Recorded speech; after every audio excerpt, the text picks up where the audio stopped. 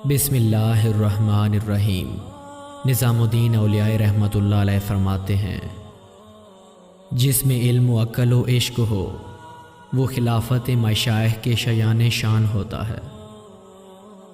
درویش کو چاہیے کہ نہ خوشی سے خوش ہو نہ غم سے غمناک۔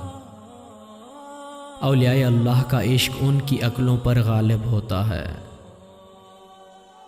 مرید جب علم سیکھے تو اسے شرف حاصل ہوتا ہے، اور جب اطاعت کرتا ہے تو اس کے کام کی بہتری ہوتی ہے، اور اس موقع پر پیر کو چاہیے کہ دونوں کو توڑ دے، یعنی علم اور عمل دونوں کو اس کی نظر سے گرا دے کہ خود پسندی میں مبتلا نہ ہو جائے۔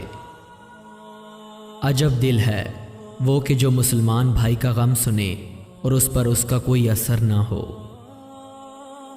اگر کسی نے تیرے لیے کانٹے بچھائے تو تجھے چاہیے کہ اس کی طرح ہرگز مت بنے، کیونکہ اگر تو بھی اسی کی طرح راستے میں کانٹے بچھائے گا تو دنیا میں صرف نفرتوں کے کانٹے ہی کانٹے پھیل جائیں گے۔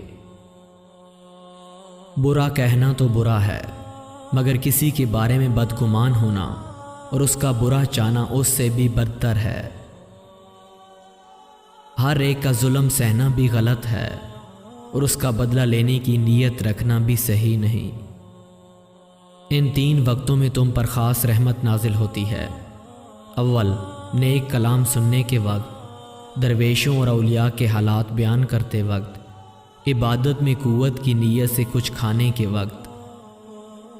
جب تیرا پیٹ بھر جائے تو پھر اور نہیں کھانا چاہیے۔ البتہ 2 شخصوں کو کھانا جائز ہے، ایک وہ جس کے ہاں مہمان آئے ہوں اور وہ ان کے ساتھ مل کر اور کچھ کھا لے، اور دوسرا جو روزہ رکھتا ہے اور سمجھتا ہے کہ سحری کے وقت شدید کچھ نہ مل سکے گا۔ نیک لوگوں کی صحبت میں بڑا اثر ہوتا ہے، اس لیے ان کی صحبت زیادہ اختیار کرنی چاہیے۔